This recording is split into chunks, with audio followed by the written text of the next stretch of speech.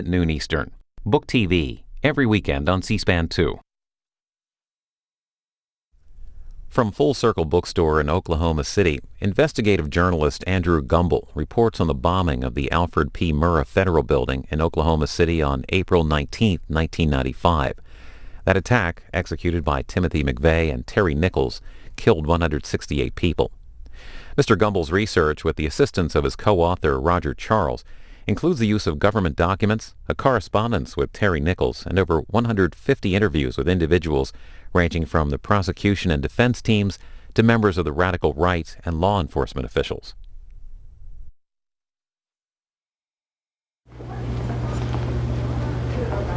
Thank you, ladies and gentlemen, for coming to Full Circle Bookstore this evening. We do appreciate the fact that we have such great support. We are the oldest and largest independent bookstore in Oklahoma City, and it means a great deal for us to be able to present author Andrew Gumbel.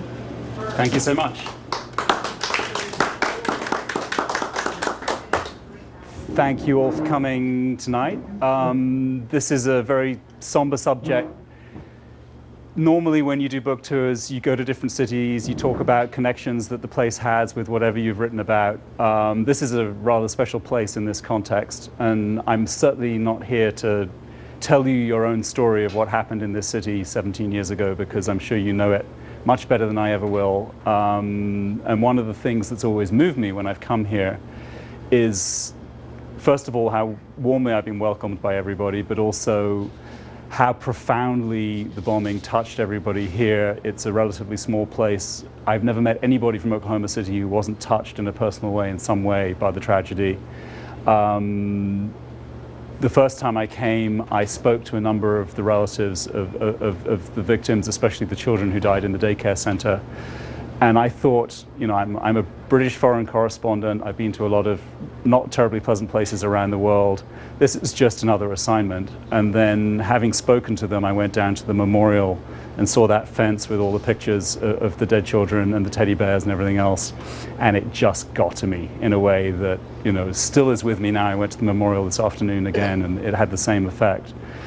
And, you know, years later, in the course of researching this book, I talked to people who were hardened veterans of Vietnam and other conflicts, and they said themselves, this is Major Brown here, who was with the Sheriff's Department bomb squad. He was one of the people who said this, that, you know, he had never seen anything like this. And I think there's something unique about the spectacular violence that took place and the colossally unexpected, undeserved aspect of the fact that it happened here in Oklahoma City. So that's, you know, I want to say right from the outset that I come to this subject with a certain humility, especially in this city. And I'm certainly not here to tell you anything you don't already know. But I do think that there is an aspect to what happened and the way it's been told and retold over the years that has got lost. And that is really fundamentally the reason why this book got written in the first place. And it's what I want to talk to you about tonight. Because I feel that this city was let down fundamentally in a number of ways. Both before the bombing and then afterwards as well. The starkest contrast, I suppose, is with 9/11, when you had an extremely active and well listened to victim community who managed to press for congressional hearings. Obviously, you know, there was a huge amount of political activity around the calamity that happened then. You had the 9/11 report. You had endless press being given to the subject. The Oklahoma City bombing was rather different. I think people to a large extent grieved in silence. I don't think that Congress necessarily was paying the kind of attention it should have done. There were one or two abortive attempts to start hearings. They didn't occur. And what you had essentially was the trial, and a trial is always a flawed exercise in finding out the truth. It's about the guilt or innocence of the defendant or defendants. It's not really about getting to the bottom of everything. I'm very fortunate as a researcher that some of the trial materials that didn't come out publicly at the time are now available. And the spur for writing the book was getting access to the full archive of all the materials that the government handed over to the defense teams in all three trials: McVeigh's federal trial, Terry Nichols' federal trial, and then his state trial here in Oklahoma a few years later. And so the possibility that arose was, instead of having guesses and questions and the sense that something was not quite right, there was a unique, really, opportunity to look precisely what was it that the government knew based on its investigation, what did it do with that information, what leads did it follow, what leads did it not follow, and what questions could one legitimately ask as a result of that. The other aspect of the project, which was a blessing for me as a researcher and a writer, was having got a hold of all this information. I thought this is an opportunity to go around, talk to everybody I possibly can, people who were in McVeigh's circle in that radical anti-government movement, the investigators who looked at the crime right from the very beginning, local, state, and federal, the street agents, their managers, their bosses in Washington, the prosecutors, the defense lawyers, and to my surprise and amazement, almost everybody was willing to talk. They were all willing to talk on the record, and a lot of them were very frustrated and in some cases pretty angry about the things that got left out, the roads that weren't taken, and the missed opportunities, starting before the bombing and going all the way through to McVeigh's execution several years later. So what do I mean when I say that Oklahoma City was let down? Starting before the bombing, there were a number of things that occurred that I think, in retrospect, seem very troubling. Some of them are very sort of basic and concrete. The way the building was actually constructed, the Murrah Building was built in the 70s. There was a decision made to skimp essentially on the way that the concrete pillars were reinforced. There were simple pieces of rebar. There was the number of things you can do to make buildings much stronger, like having coils of rebar. There are other things you can do. There was a FEMA study done after the bombing that showed that if the people who built the building had spent 1/8 of 1% extra on the budget, they could have raised the building to the level that would have met California earthquake standards. And probably when the bomb went off, you would not have had the pancake effect of having all those floors collapsing on each other. And about 3/4 of the people who died might have had their lives spared. So that's one fact that I think did come to light at the time. Another failure is that in the course of my research, I found out that the man in charge of protecting the building, Tom Hunt, who was the head of the Federal Protective Service, and at least one of the federal judges in the courthouse next door, Ronald Howland, were very concerned about a lack of security. And they were concerned for a number of reasons because it was their job to worry about this kind of thing. And they were specifically concerned after '93, after Waco, when the anti-government movement declared war, essentially, on the ATF, on the FBI. They made it very clear that they thought that anybody who worked for the federal government was a target. And in response to that, Hunt and Howland sat down. They talked about how they needed to have 24-hour security guard coverage, which didn't exist at the building. They needed to worry about the accessibility of the outside of the building to vehicles. They also were very concerned that the video cameras that were erected on the north side of the building were not functioning and hadn't been for years, and they wanted to rectify that. They went to the General Services Administration that ran the Murrah Building. They asked for the money to make these changes, and the answer was no. The GSA was trying to save money. Oklahoma City was not considered a place that was ever going to have anything happen, and that was that. Another letdown, I think. And then the bigger ones that I think affect the country as a whole and really get to the core of what I'm writing about in the book is that after Waco, after Ruby Ridge, there was an awareness among federal agents who followed these things for a living that there was a very serious threat of some kind of major attack. This was not a mystery to the people who've tracked the groups like the Order and the Covenant, the Sword and the Arm of the Lord in the 1980s, who committed assassinations, bombings, they robbed an armored truck, a lot of very alarming things. They were very concerned about the radical anti-government movement. They were very concerned in particular about a community in eastern Oklahoma called Elohim City, which we'll talk about more in a little bit, in part because some of the people who'd been active in the 1980s were gravitating back to that place. Information was starting to come out that other dangerous criminals who were later prosecuted for other crimes were either living there or passing through. And much as happened in the run-up to 9/11, the people who were shouting the loudest and issuing the warnings saying you have to do something about this were ignored. Not only were they ignored, but the different federal agencies, in particular in this case the FBI and the ATF, that had little pieces of information were not pooling that information, they weren't sharing it. When they got evidence of something alarming going on, instead of going to each other, instead of going to the US Attorney's offices and saying, we really think that something needs to be done here, they took the opposite tack. Why did they do that? The FBI had been afraid for many years of being too proactive in terms of going after things that weren't necessarily directly related to crimes they knew about, but were more intelligence gathering operations to see if there was a possibility of future crimes. The FBI at the time was under Attorney General's guidelines not to do that. They'd got into trouble a number of times, especially in the 1980s, for going after groups against whom they didn't have concrete evidence of criminal activity. Congress had raked them over the coals. They'd also, in the wake of a lot of the activity from the radical far right in the 1980s, put together a sedition trial. Only the third time in the country's history that anybody was put on trial for sedition. They rounded up 14 members of the neo-Nazi white supremacist movement, put them on trial in Fort Smith, Arkansas, and things went very wrong.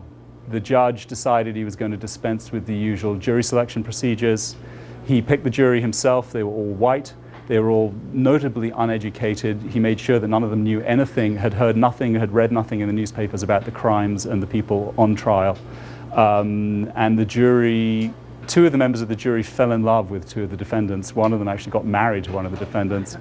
The star witness for the prosecution was a criminal from the 1980s by the name of Jim Ellison, who had no credibility whatsoever. Everybody suspected rightly that he was only in it to save his own hide and reduce his jail sentence.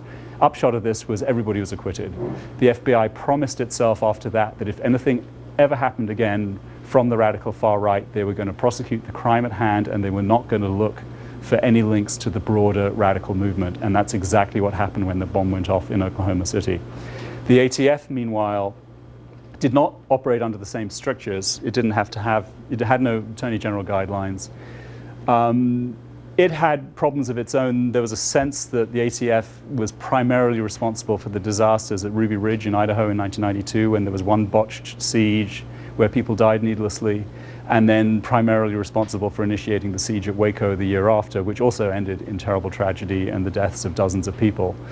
So they were running scared of another screw-up, essentially. There was a new Republican majority in Congress, led by Newt Gingrich, that was unabashedly out for the ATF's hide. They were basically waiting for something to happen to give them the excuse to say, you know what, we're abolishing the agency completely. So they were very scared of putting a foot wrong.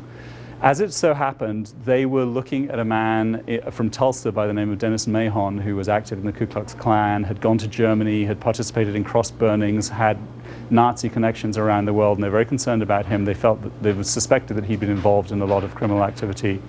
So they put an undercover informant onto him, an attractive young woman who was a Tulsa debutante who'd gone off the rails rather spectacularly, had a swastika tattooed on her left shoulder.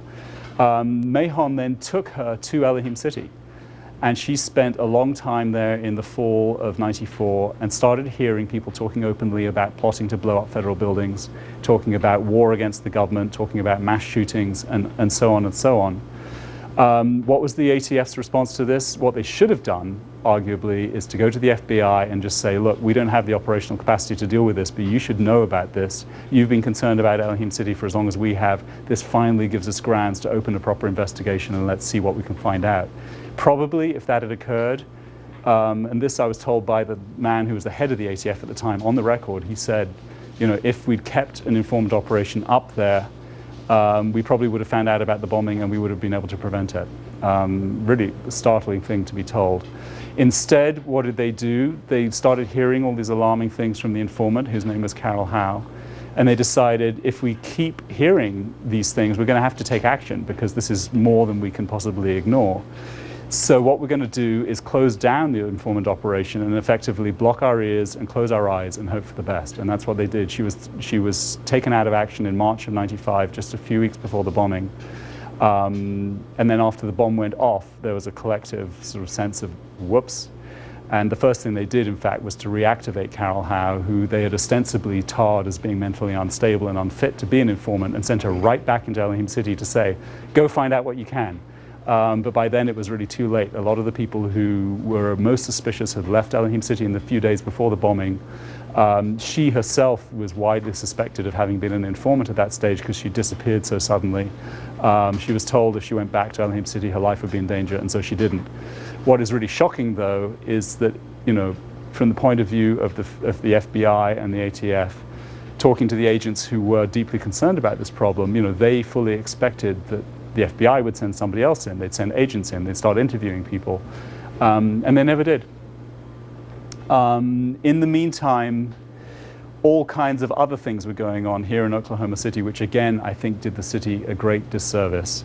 One thing that was going on was that there was a huge bureaucratic war going on within the FBI itself. Louis Freeh, the director at the time, was attempting to remove every single division chief in the country and replacing them with his people. And one of the people who he had his sights on most keenly was Bob Ricks, who was the special agent in charge right here in Oklahoma City. Ricks had been a candidate to become the director of the FBI at the same time as Louis Freeh after Waco. Freeh got the job, but my sense is that there was an abiding insecurity about him. So the first thing Freeh does, instead of putting Ricks in charge of the bombing investigation, is he puts somebody in over his head. He brings in an old hand who's on the verge of retirement, Weldon Kennedy, who was out in Arizona. Brings him in, and what the immediate effect of this was that it split the investigation right away. All the agents here in Oklahoma City, some of whom were extremely accomplished, very competent to tackle this terrible tragedy, felt an instinctive allegiance to Ricks, not to Weldon Kennedy. Meanwhile, Kennedy was the liaison back to headquarters, and in headquarters they were all over the place. They had to scramble to assemble an operations center that would be open 24 hours a day to keep an eye on what was going on.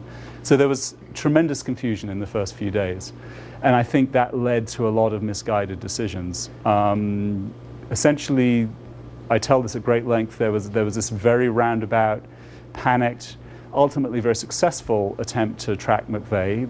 The feds found him within 48 hours. He was in custody, as I'm sure you all know, in a county jail in northern Oklahoma in Perry.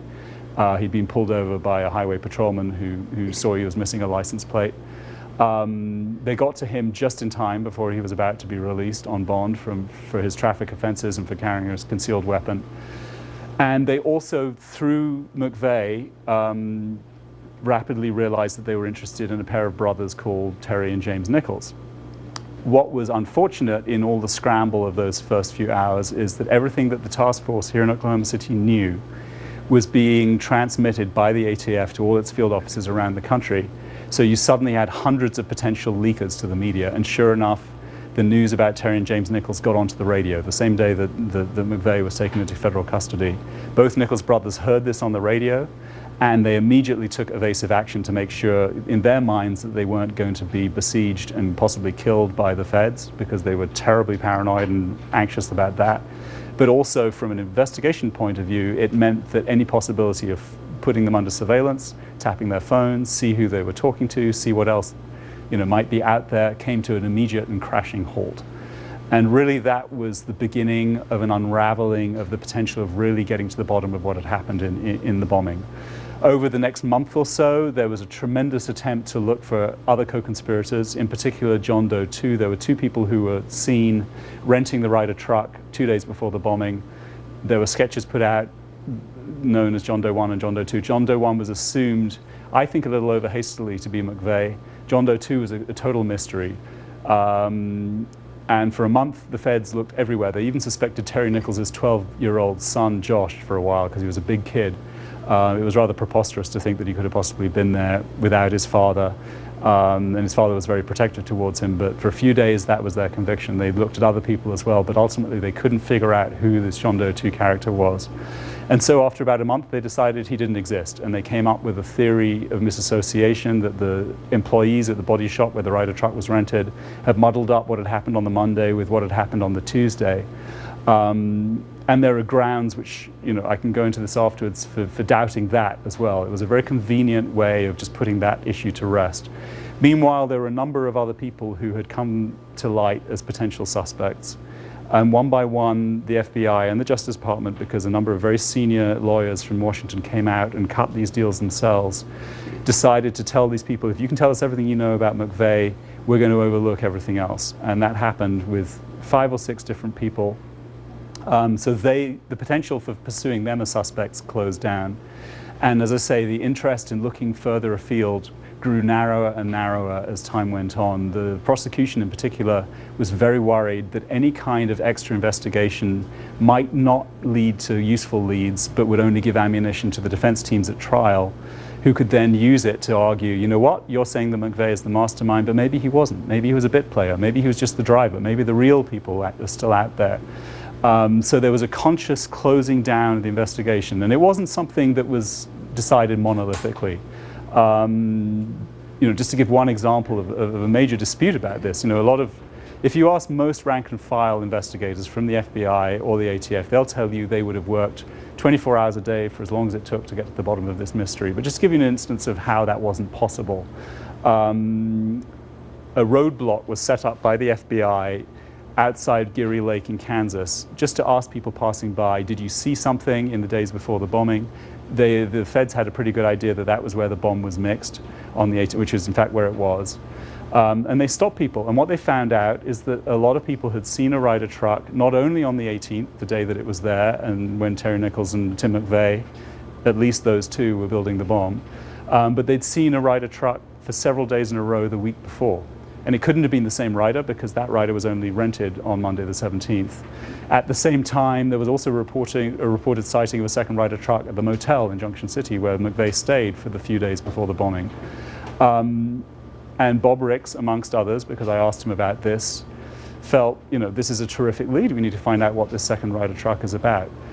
The prosecutors and one or two other people in the FBI felt very vehemently this was a crazy thing to do. It was a fishing expedition. It was only giving ammunition to the defense. And sure enough, all mention of the second Ryder truck fell away to the point where it wasn't even mentioned by the time they got to trial.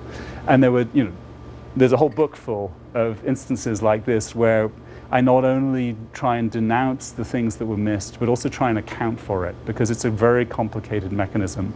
You've got investigators, you've got their bosses, you've got competing interests of the different agencies, you've got Louis Freeh breathing down people's necks saying, I want arrests, I want people in handcuffs, I want to be able to say that this is an unalloyed victory for the FBI. You've got the ATF struggling for its life. You've got prosecutors who disagreed vehemently among themselves, and this is not something that obviously was known at the time, but when I spoke to them, they told me quite frankly, this was not a merry trial team. We were under instructions to get McVeigh, make sure he was convicted, get in the death penalty, and it didn't matter what it took to get there. And I think, what often happens, not only in the United States, but in many countries, is that when you have a major public traumatic event like this, what you end up getting is an outcome-driven investigation. There's a sense, we want to get to the end. We want to be able to say we've done our part. McVeigh was the one they had. Terry Nichols was the one they had secondarily. And so they focused everything on them. And I think another opportunity and another way in which I think Oklahomans were let down was at McVeigh's trial. I think if you compare and contrast the McVeigh trial and the Nichols trial, whatever you think of the outcome, and I'm certainly not here to say McVeigh shouldn't have had the death penalty, or conversely to say I applaud the fact that Nichols did not. That's not something that I feel is my place to tell you as Oklahomans how to feel. But what I do feel as a researcher and as somebody who's interested in getting to the bottom of things and understanding the full truth is that the defense in both trials had an opportunity to look at the government's evidence in the way that I had an opportunity to with my co-author, and really ask hard questions. Do they really know what they say they know? Were these witnesses' statements reported accurately? Because the FBI famously never records its interviews. Were witnesses picked selectively? Were there other people that should have been spoken to? Are there indications elsewhere in the evidence, which there are, that a number of people in the radical far right had foreknowledge of the bombing? Why didn't the FBI go talk to those people? The Nichols team, just to take it in reverse, did an unbelievably thorough job of looking at the evidence against the defendant and asking those hard questions. And Michael Tiger and Ron Woods managed to embarrass the government repeatedly, demonstrate that things were not quite as the government had shown. And that was a big part of the reason why Nichols was not convicted on the main murder charges on which he stood trial. He was eventually convicted of involuntary manslaughter and conspiracy, and got life instead of the death penalty. But more significantly, from the perspective of 2012, their investigative work and everything that it generated has given a tremendous amount of material to researchers and the historians of the future to understand more of what happened. The McVeigh defense team, I would argue, really fell down on the job. Stephen Jones, in particular, didn't drill down on the evidence. I think there were places where he could have really shown the government up. Looking at through the trial transcript, just to give two examples, there are two things that the government never really proved. Number one was how McVeigh and Nichols learned how to build a bomb. There are vast gaps in the official record of how that happened. In the summer of 1994, they were messing around not too successfully with pipe bombs, nothing to do with ammonium nitrate, nothing to do with nitromethane. In the fall of 1994, they experimented with small versions of what turned into the Oklahoma City bomb. According to Tim McVeigh in the book American Terrorist, this experiment was a success. According to Terry Nichols, who corresponded extensively with us, it was actually a failure. It went FUT, essentially, and we just don't know how they went from amateur hour in the fall of 1994 to devastating success from their point of view on April the 19th, 1995. The government just didn't know, and I think a defense team could have really put them on the spot on that. Another thing they never proved was that McVeigh was the one who rented the truck on April the 17th. I don't personally know if he did or he didn't, but I can tell you that his fingerprints were not found at the body shop. They couldn't match the signature on the rental form to his signature. There was the problem of John Doe 2, but also a problem of John Doe 1 because there were fairly detailed and converging descriptions given by the body shop employees who talked about somebody who was a good 3 or 4 inches shorter than McVeigh, was pock-marked, McVeigh's skin was smooth, and one or two other physical dissimilarities which raised the question at least, could it have been someone else? There were also problems that the government had in showing how McVeigh got from McDonald's in Junction City, where he was caught on a surveillance camera just before 4 o'clock, to the body shop and have the rental agreement printed out at 4:19. And it was quite a distance away. It was raining that day. The person who showed up to rent the truck was dry, according to all the witnesses, and on and on. So there were a number of things that raised, I think, legitimate questions about the strength of the government's case. There was also, most spectacularly, the fact that on the morning of the bombing, about 24 people had seen McVeigh, but every single one of them had seen him with somebody else. Some of them had seen him with other vehicles. Not a single person said what McVeigh said, which is that he was on his own, he parked the truck, he walked away by himself, put in earplugs, and then heard the explosion from a few blocks away. Not a single one of them corroborated McVeigh's version, and yet McVeigh's version was the one that prevailed at trial. For all these reasons, I think many tricks were missed by the McVeigh defense team, and I think there were opportunities for doing that kind of really intense investigative work that the Nichols teams did do that was lost. I think Elohim City could have been looked at much more thoroughly. I think some of these other leads into the radical far right could have been looked at much more thoroughly. And I think looking forward into the future, why does it obviously matters to Oklahoma City because this is your story. But why does it matter to the rest of the country? Why does it matter in the context of today's preoccupation with keeping the country safe, with homeland security, with the threat from Al-Qaeda, from others? I think it matters first of all because, as I mentioned, a lot of the mistakes that were made around the time of the bombing were repeated around the time of 9/11 in terms of law enforcement not appreciating the threat adequately, not sharing information. And also, looking now, I think that there are legitimate reasons to be very concerned that the threat from that anti-government radical right has not gone away. We have a situation now where many young men have had combat experience in Iran and Afghanistan, have got military training. Many of them were traumatized by what they went through. They come back in the hundreds of thousands to a depressed economy. And inevitably, I think, the vast majority of veterans are very honorable people, but inevitably there will be a small minority who will be attracted by extreme ideologies, will be interested in using what they learned in the military in order to turn their wrath against the government and to, and certainly there's been a huge uptick in the number of radical groups, white supremacist groups, neo-Nazi groups, groups affiliated with extremist religions, much as was the case in the early to mid-1990s. And having an African-American president has been a tremendous recruiting tool for many of these groups. So you have a preoccupying situation But you also have a situation where, despite the existence of the Department of Homeland Security, despite the fact that terrorism is now front and center in the country's preoccupations, you still have this bureaucratic imperative to look at the last threat that came along, not to anticipate necessarily the next one. So most of the money, most of the manpower, most of the resources are engaged in the fight to prevent Al-Qaeda from doing a repeat of 9/11, and no doubt rightly so. I was in Washington last week and had the privilege of talking to members of the House Homeland Security Committee, and they're very concerned about this. They feel that other Islamist threats other than Al-Qaeda are being disregarded, or at least not given enough attention, and they felt that the domestic threat was also not being pursued adequately. And you have a situation now that a lot of the institutional knowledge of how to handle potential eruptions of crises has gone away. The people who understood that Waco was a disaster, and who a few years later, when the Montana Freemen suddenly were besieged by federal law enforcement, the fact that they understood how to bring that siege to an end peacefully, all the people who are involved in that are no longer in federal law enforcement. A lot of the people who in the late 90s continued to follow the radical far right, went undercover, understood the culture, understood the people. Many of those people were transferred to international work after 2001. Many of them have gone into retirement. I'm not here to tell you the FBI doesn't know what it's doing, because I don't know what the FBI is doing. It's not an agency that is very forthcoming with its operational decision making. But I do think there are very legitimate questions.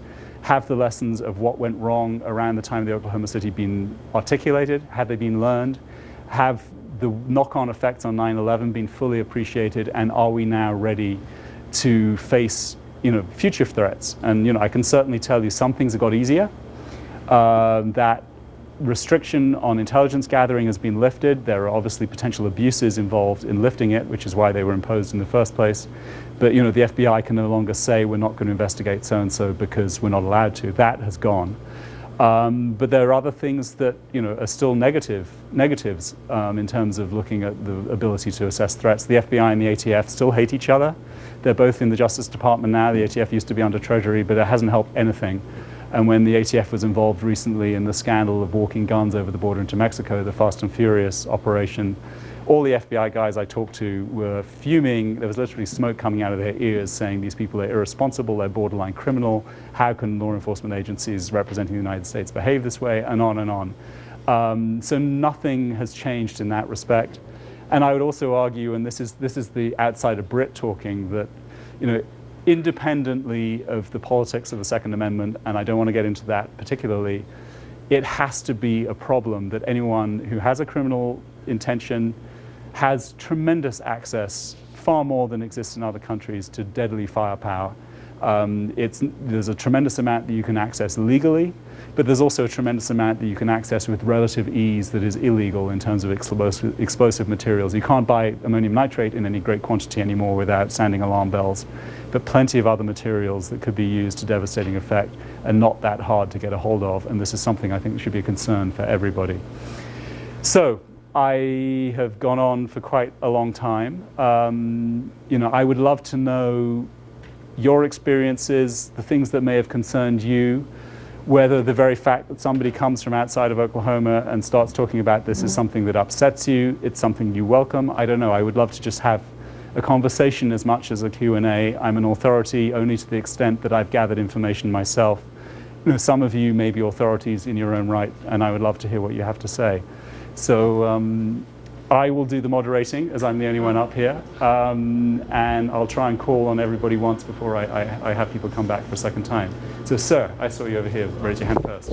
Out of all the places in the world you've been, what really caught your attention at Oklahoma City? You've been all over the world. You've seen some pretty bad things. What made you focus a book on this incident and not other places? It really stemmed from the first time I came here, which was in 2001. I was working for a British newspaper called The Independent. They wanted me to write a piece about the bombing in anticipation of McVeigh's execution. And I really knew very little about it. I had this vague idea, as everybody else did, that two guys from the heartland had pulled this together. They'd been caught, and now they'd been punished. And that was really the end of the story. Until I read American Terrorist, which is the book the book-length interview with McVeigh he gave to 2 journalists from his hometown, Buffalo, in New York. And I thought to myself, I don't know very much about this case, but this does not add up. I don't believe this. It seems like there are parts of the story that are missing. It seems like McVeigh is aggrandizing his role. There's got to be more to it. And then I realized that the government's version of events as presented at trial was really not all that different. And in fact, many of the FBI managers who want everybody to believe that they did get to the bottom of the story will say over and over, we know that we were right because McVeigh confirmed it. But to me, this set off all kinds of alarm bells. It's like, what's going on here? I came to Oklahoma City. I started asking questions. I heard a million theories about all the things that had been missed, why they'd been missed, what it might add up to. And I did a lot of digging myself then at the time, but really a lot of questions remained unanswered. And it was only when there was the possibility of getting a hold of the full government case file and then talking to everybody who was involved on the inside in the investigation, there was this, fabulous opportunity to look at a major historical event from the inside in a way that had never been done before. And that to me was a gift of a project. And, it was, the experience I had is less important than I think than the outcome. I did my very best to hear everybody, to try and account for everything. There are many things I still don't know, and to try, one of the rules that I teach when I teach journalism is it's very important to tell the difference between what you know and what you don't know, and to make that very clear to the reader.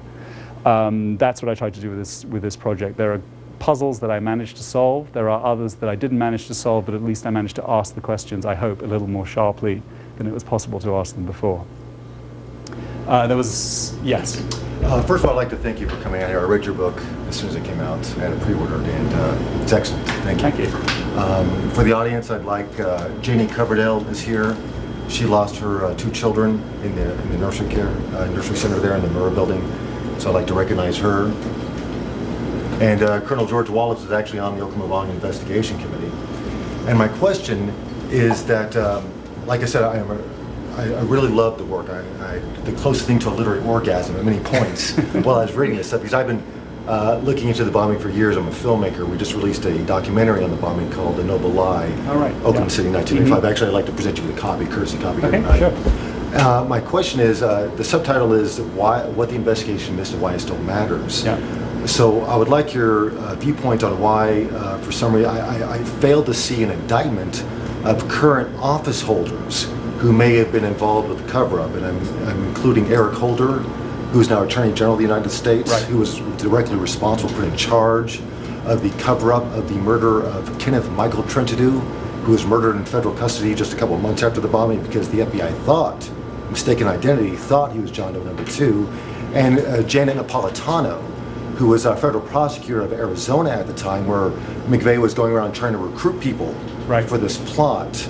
And so why it still matters, I was wondering why you chose not to, you and Roger Charles chose not to go after those people who now hold offices of power, who I think, in my opinion, were directly responsible and tasked with a role in that cover-up. And now Janet Napolitano is now Director of Homeland Security. Eric Holder is now Attorney General, responsible for executing the laws of the United States. So, Sure. No. Well, first of all, Janie, it's a pleasure to see you. I mentioned right at the beginning of my presentation that when I went to the memorial for the first time in 2001, how it really hit home, and it hit home because I talked to people who had directly lost loved ones. Janie told me with tears in her eyes about what happened to her losing her 2 grandchildren, and when I saw their picture on the fence just outside the memorial, that was the moment when something in my stomach just flipped, and I thought, this is just the most ghastly thing that could have possibly happened. And so Janie, that emotional reaction to the bombing has what's, in many ways sustained me and kept me interested in this story for a long time. And she's been somebody I've spoken to on and off for years.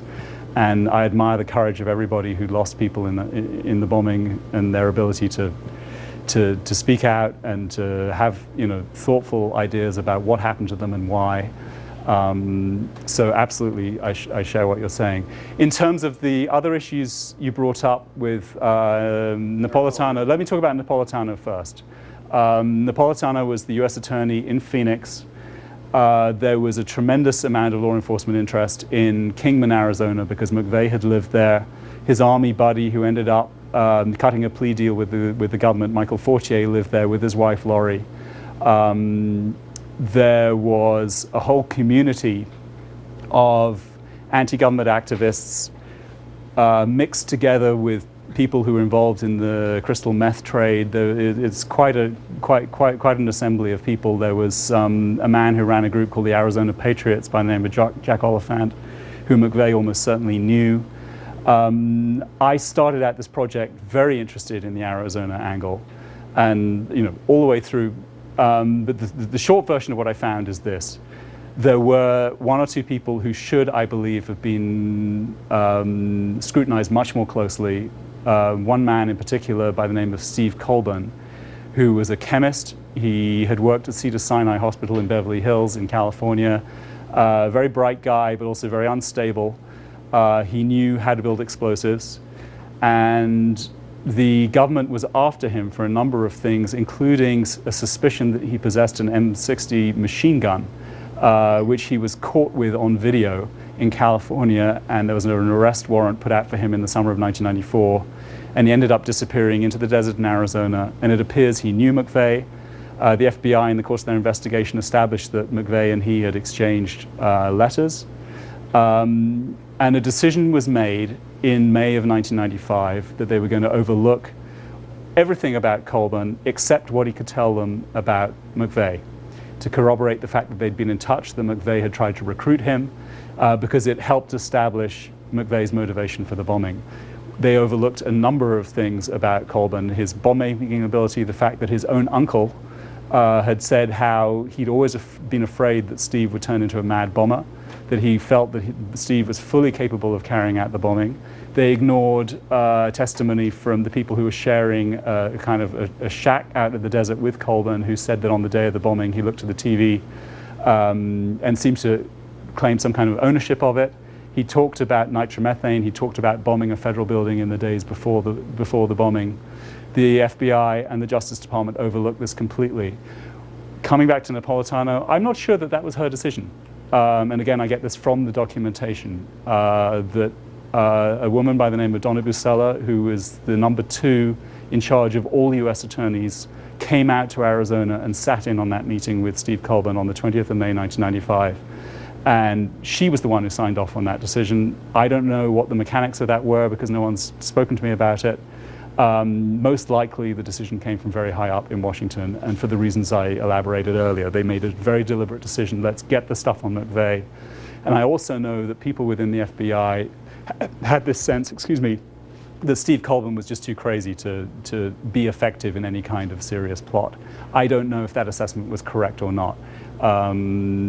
My suspicion is that he should have been looked at a lot more closely.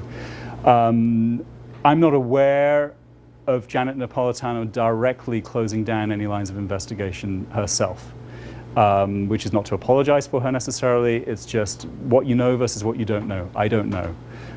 Eric Holder, he was, I'm not sure exactly what he was doing in 1995. In 1997, he became Deputy Attorney General. In 1995, the Deputy Attorney General was somebody by the name of Jamie Gorelick, who sparred furiously with Louis Freeh. And I'm not going to go into the murky details of what that was all about. It's in the book. But essentially, there was a tremendous bureaucratic battle between the Justice Department that wanted, both the Justice Department and the FBI had reasons to want to find somebody to blame for the fiascos at Waco and at Ruby Ridge. Congress was getting very hot and heavy. And essentially, the Justice Department had a certain amount of information against very senior people in the FBI. The FBI, in turn, had information on Janet Reno and how she'd behaved at Waco. And it was this giant game of chicken. And they should have been focused on investigating the bombing. And this got in the way of the bombing investigation spectacularly. The Deputy Director of the FBI at the time, Larry Potts, was first in charge of the investigation. Then he became the subject of a Ruby Ridge-related scandal. Then he was kicked out of the FBI altogether. It was tremendously disruptive. I'm going to address the Trent thing very quickly. For those of you who don't know, there was a man by the name of Kenneth Trentadue. He was brought into federal custody in Oklahoma in the summer of '95. He died very violently. It appears that he was bludgeoned to death. The initial ruling was that it was a suicide. That was then subject to review based on a lawsuit brought by his brother, who's a lawyer in Salt Lake City. I looked into this fairly closely, and again, it comes under the rubric of I don't know. Jesse Trentadue was convinced his brother was mistaken for John Doe 2. I never found any evidence in terms of paperwork, in terms of people talking about it, that confirmed that, which doesn't mean it's not the case. It just means I don't know. Jesse had been leaked information because he was seeking justice in his brother's death, and he had actually been told by federal agents that it was a case of mistaken identity. The FBI thought his brother was John Doe number 2 because he fit the profile of someone with a bank robbery history, the same tattoo, mustache, similar build. Let me stop you there, because everybody can watch A Noble Lie. I'm sure you go into it in great detail. All I'll tell you is, as far as I know, Jesse Trentadue's first source of information on that was somebody who was on death row with McVeigh. It wasn't somebody who was a federal agent. I don't know if Hammer was the first source. Right, but he wasn't the first one. Anyway. Just Jesse Trentadue, I feel, because he's so convinced that his brother was somehow mixed up in the bombing investigation, has, as a consequence, filed many different suits for Freedom of Information Act, for release of documents. Revealed that up to 4 to 6 Wait, let me talk. Thank you. I want to get everybody else a chance to talk too. Just to say very briefly that he's performed a valuable public service by bringing documents to light, and he was a very helpful part of this book project. As far as his brother is concerned, it was a big I don't know. The focus of this book was really how the investigation unfolded and the things that were directly related to the investigation that we know about for sure, that we can document and talk about. And for that reason, we made a decision we weren't going to talk about this particular issue. Not yet. Somebody else gets a chance first. Yes? It's just a curiosity. The access that you all had to Terry Nichols, since he's in a Supermax, I was just a little curious, how were you able to get that access? It's a great question. At the time we started, he was still prevented from having access to the media under the Patriot Act, and it was a real problem. I can't tell you how we did it, but Roger Charles, my co-author, was responsible for finding a way to get access to Terry Nichols, and it was invaluable. And I will tell you also that Terry Nichols has been writing. He was completely silent from the time he was arrested and brought into federal custody until about 2004, when he finally learned he was not going to be put to death. He was resentenced to life in state court here in Oklahoma. He started writing a tremendous amount about what he knew. Those writings increased over time, and then once we got access to him, we asked him hundreds of questions to which he gave extremely detailed answers. And it's not that we believed everything he told us, but it gave tremendous texture and depth to the story, and put a lot of new light onto a lot of issues. So I'm extremely grateful to Terry Nichols for his contribution as a researcher. I also think he's been, very forthright in admitting his responsibility for a number of criminal activities directly related to the bombing. Whether he's admitted everything, whether everything he told us was exactly the truth, that's something that we parsed very carefully. But we couldn't have had the book in the form that it is without Terry Nichols, and for that at least he deserves recognition. Yes. She raised her hand. The gentleman behind you. I'm right behind you. Okay. With regard to this lawsuit filed by Trentadue for the... Can you talk up a little bit? Sorry. I'm sorry. With regard to these series of lawsuits that were filed by Jesse Trentadue, right. He had one in which he was trying to get the cameras on the building. I mean, the north side of the building, which would have shown the Ryder truck. And the Central Intelligence Agency got involved with it to object to it, saying that there would be they would not release them on the grounds of national security. And when I saw that, I thought to myself, what in the world? That's not quite right. Why were they doing it? That's not quite right. Okay, and just one other question, if you could address them also. About the explosive. A lot of people that work inside the building, for example, with the Department of Housing and Urban Development, such as VZ Law, and others, said that they were taking a computer class up there at the time this happened, and that the first thing that happened was that the building shook. And the instructor for the class said, "It's an earthquake. Everybody jump under your desk." And so everybody got under their desk. There were a couple of people there from California, so it's an earthquake. Yeah. And then about 5 seconds later, another explosion hit. Okay. Right. And a lot of people, such as General Parton, real Right. experts, have suggested that there were explosive devices inside of the building, which would explain why. That would explain the blast pattern. That would explain why debris was thrown across the street in the area which is now the memorial. Right. Could you address those two issues? Sure. I mean, these are two things that were much talked about at the time and since. On the video cameras, I can tell you unequivocally that they weren't working. How do I know this? Because Tom Hunt, who was the head of the Federal Protective Service, drew up a physical survey of all the security arrangements at the building in February of 1995, 2 months before the bombing, and there in black and white it says the video cameras on the outside of the building are not working. And as I told you earlier, he and Judge Howland were very concerned about this and wanted to do something about this, and the answer came back no. Jesse Trenadu, I don't want to dwell too much on him, but he has sued the government believing that these cameras might exist, that there might have been footage from those cameras. And in one of these comedy of errors, the people in the records department at the FBI clearly don't know, have not seen this document that I've seen. I don't think anybody at the FBI ever saw it because I was given it by Tom Hunt directly.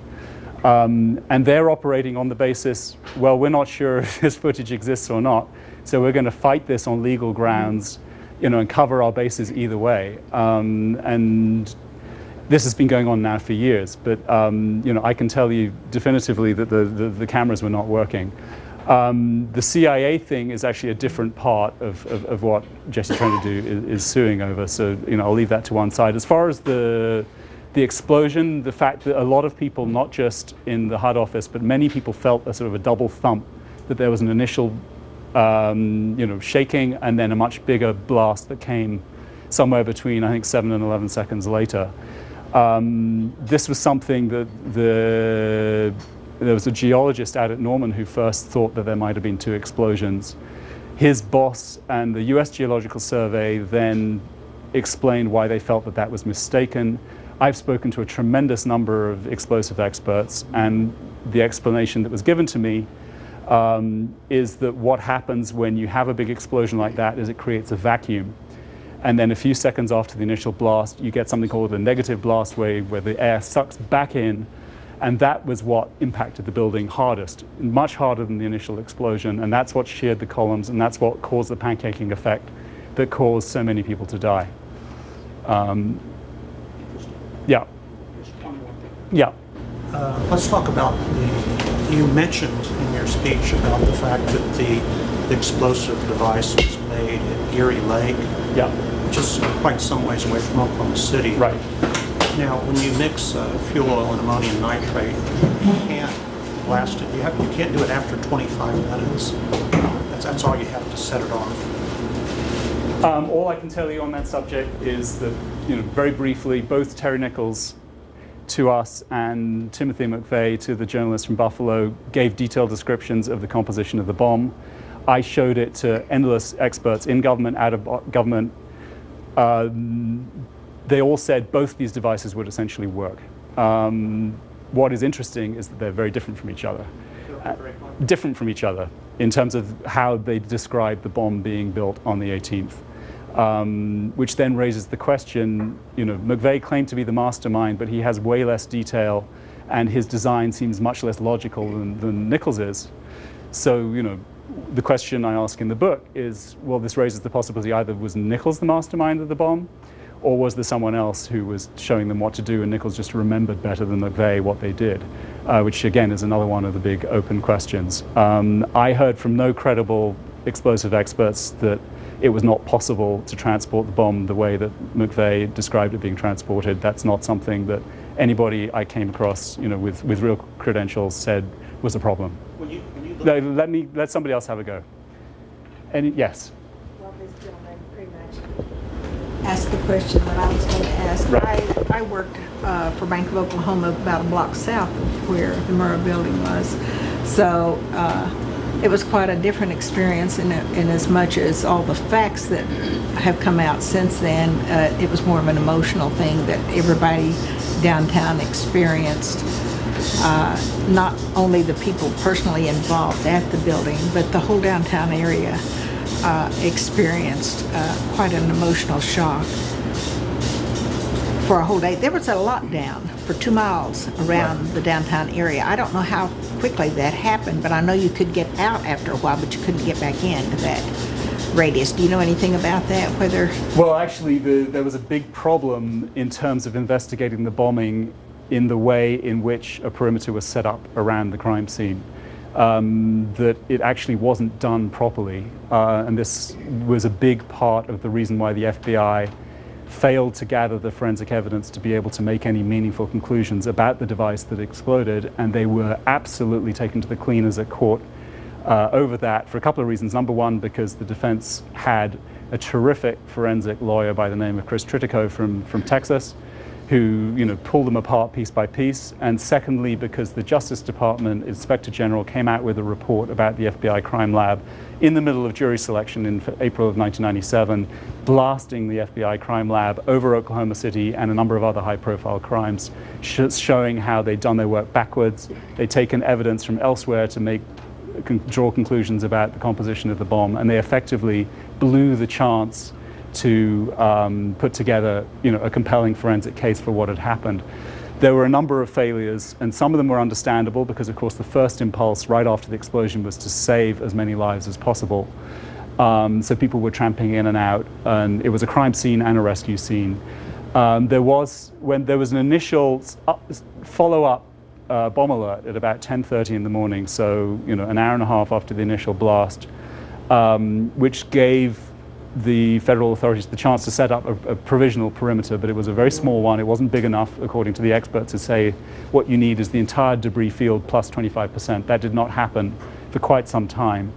And even once that wider perimeter was set up, there were all kinds of security problems. There were Red Cross people coming in, handing out water and food to the rescue workers, which, again, from a human point of view, entirely understandable, but it wasn't done in a way that respected the integrity of the crime scene, and it could have been done better. No one thought to cover the crater. The night of the bombing, there was a tremendous rainstorms, and ammonium nitrate is destroyed on contact with moisture. So again, huge missed opportunity to gather evidence that could have been used effectively to work out how the bomb was built, who might have built it, how sophisticated it was, all these kinds of things. Certainly, from the point of view of the search and rescue operation, there was no experience of this. FEMA that came in on the evening of the bombing, in particular, had never had a disaster that was also a crime scene. FEMA did not endear itself, as I understand it, to anyone in the way that they behaved. They were very imperious. They tried to boss everybody around. They claimed credit for everything that the Oklahoma City Fire Department had done in terms of rescuing people, getting them out of there. They really behaved appallingly, and that's also in the book. And one of the ways in which they behaved appallingly was they didn't respect the requests of the FBI in terms of getting onto the site as a crime scene. Once it became clear that there were no more people left alive, the FBI should have had control of the place. They didn't get control, I think, for 11 days. And that was FEMA's doing, and James Lee Witt, who said, I'm Bill Clinton's buddy, I can do whatever I like. And it did not do any favors to the crime investigators. Jenny, yeah.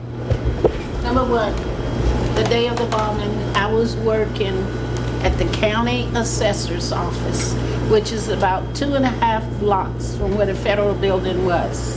I heard 2 explosions. Right, I mean, that's what I heard 2 explosions. Yeah. Everybody did. No, they didn't, because people have argued with me for 17 years that I didn't hear 2 explosions. I know what I heard. Right. And number 2, there's been a rumor since day one almost that bomb was not made at Garrett's Lake, that it was made in Southwest Oklahoma City. I finally got to go to the warehouse where the bomb was supposed to have been made. It was not made by Timothy McVeigh. Timothy McVeigh was in the Army Shore. He and my second son were stationed together at Fort Riley, Kansas, and they did not make bombs. They also went to the Persian Gulf together. Terry Nichols wrote me and told me that bomb that he and Tim made did not blow up the federal building because they didn't know how to make bombs, and that bomb they made was no good. It was real lumpy. There's a lot of things that seem like nobody wants to talk about. Okay, well, let me address one or two of those things because, I think a lot of rumors have been circulated. I think a lot of troubling hints of information are out there, and I think it's very important to try and distinguish fact from fiction.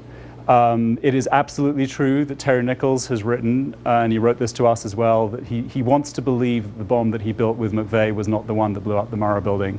I'm sorry, but I don't believe him. He built the bomb, he described it in great detail, he drew a picture of it. It is absolutely compatible with what exploded. The issue of feeling two detonations I addressed already. No, I didn't feel it, I heard them. Well, feel, heard, both, because the negative blast wave makes a tremendous amount of noise, and shearing of the columns and the building pancaking makes a tremendous amount of noise. All I can tell you is, Jenny, I have talked to people who are experts in the field who the are... last 17 years, Right. I have to. Right. All over this country and some places overseas. Right. By all means, read the book, see who I've spoken to, challenge their credibility if you want. But it's there for you to look at. I offer it to you and take it for what it is. Remind me, I'm sorry, what was the other point?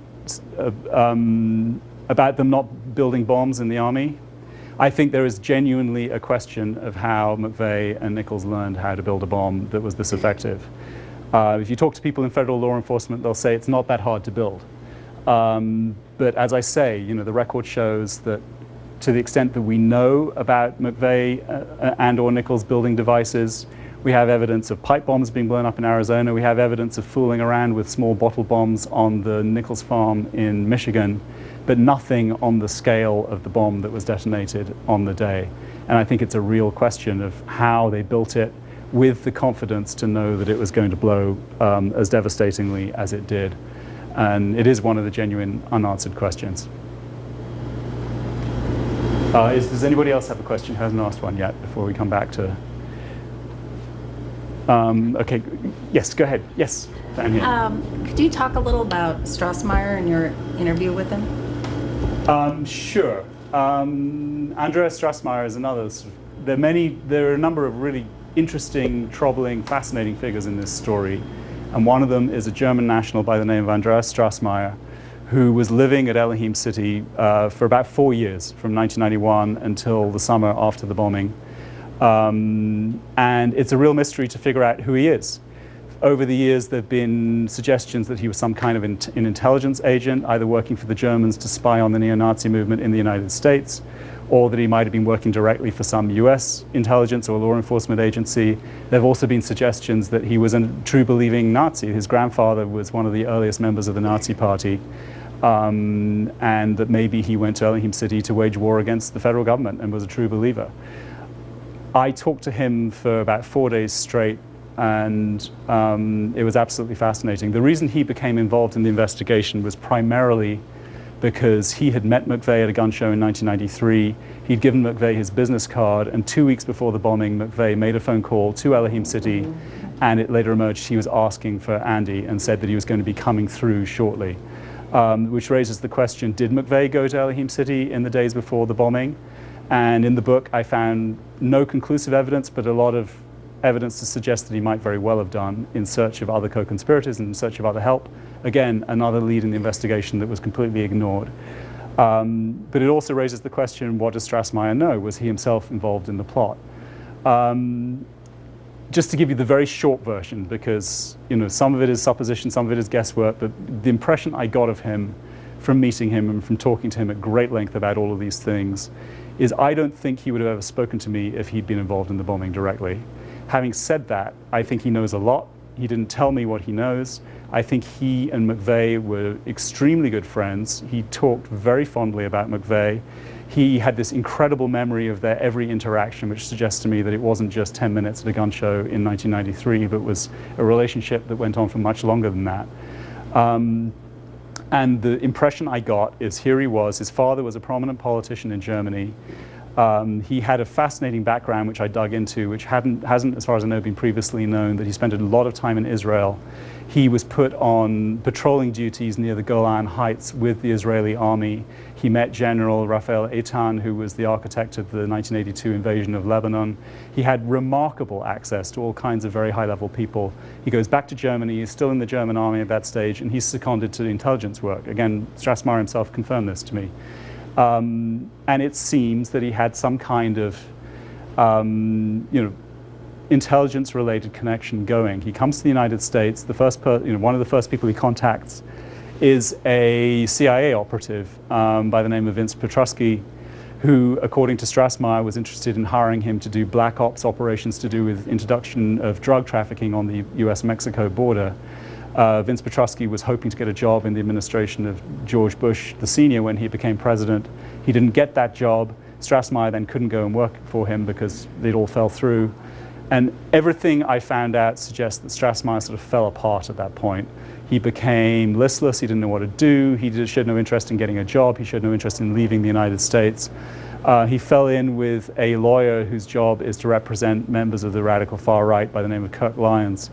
He preyed on his hospitality for a while. He preyed on the hospitality of Kirk Lyons' sidekick, Dave Holloway. And eventually they got fed up with him and decided to send him to El Ahim City, thinking he could marry one of the young women there, get a green card, and get a job and get a life and get out of their hair, primarily. His response when he got there was to start arming the place, to go around gun shows, buy up cheap weaponry, buy up assault rifles, and talk about a showdown with the FBI that they all expected to happen after Waco. And he became associated with a lot of the criminals who passed through El Ahim City. I believe, as I say, that he and McVeigh had an association. I think he probably knows who else might have been involved in the bombing. He would not go there with me, unfortunately. And then after the bombing, when his name started circulating, and the head of the FBI investigation, Danny Deffenbaugh, actually wanted to go after him, he left the country in a great hurry. Deffenbaugh wanted to go and grill him in Berlin and find out everything he knew. He was overruled. In the end, 2 U.S. attorneys and an FBI agent got on the phone with him, lobbed him a bunch of softball questions. They managed to put to rest that side of the investigation, and they moved swiftly on, and the whole mystery of Strassmayer was left hanging. He reminds me a little bit of the broader Osama bin Laden family after 9/11, when they should have been the first people the FBI went and talked to, and instead, because they had connections, because George Bush was friendly with other members of the bin Laden family, they were put straight on a plane and flown out of the country. Something rather similar happened to Strassmayer. He had political connections, he was allowed to leave, and that was the end of that. And again, another huge missed opportunity in the investigation, in my opinion. Let's just do one more question, and then I can, we've been going for quite a while. Yeah, one more. Keep it brief. Thank you, because you've already had a lot of PACON. Operation Patriot Conspiracy, your contention that the failure of the FBI to investigate the right-wing extremists prior to the bombing was partially responsible because of their reluctance with Waco and Ruby Ridge and the unsatisfactory resolvements to those issues was partly responsible for the bombing, but I was frankly surprised. I was expecting an investigation into Operation Patriot Conspiracy, which was being run by the FBI. The papers have come out, where they were infiltrating a lot of right-wing groups here in the United States. Let me stop you there because I know the question. Let me just, I did investigate it. PACON was an operation that the FBI said it was one of the very few domestic terrorism operations the FBI managed to get through.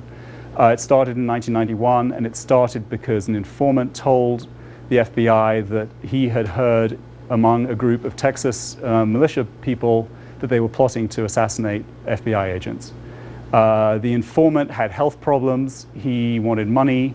Everything he said turned out to be pretty unreliable. The story about attempting to assassinate FBI agents turned out not to be true. And just as they were about to close it down, he kept coming up with new stories that he knew how to play the FBI. He came out with a story about somebody who he said was trying to sell Stinger missiles on the black market, so the FBI looked into that too. That turned out not to be true. And my investigation of what happened at PACCON, including talking to the people who started it, is that it was a total wash. This informant was not reliable, and it gave them nothing of any substance. There are people out there who believe that somehow PACCON was this all-encompassing investigation by the FBI into the radical far right, and points to some kind of secret knowledge that they had of the bombing before it occurred. I found no evidence to suggest that whatsoever. Okay, if there's no more questions, I thank you very much. I'm going to be signing books here. I appreciate you listening, and Thank you. all the best. Yeah, thank you. Reed Mullins, KTOK. Oh, hey, nice to meet Thank you. you for coming today. Oh, you're welcome. I don't want to one-up you or anything. Sure. Ladies and gentlemen, I know if you came here tonight, I'm not trying to upstage Andrew at all, but I was somewhat associated with this. Reed was very helpful. He knew some information that he passed on to me. He's a source for the book. I do the morning show on KTOK. I'm Mullins in the morning.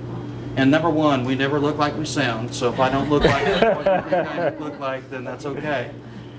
Number two, I have an offer for you, because I know if you came here, you were like me, and you're seeking the truth, okay?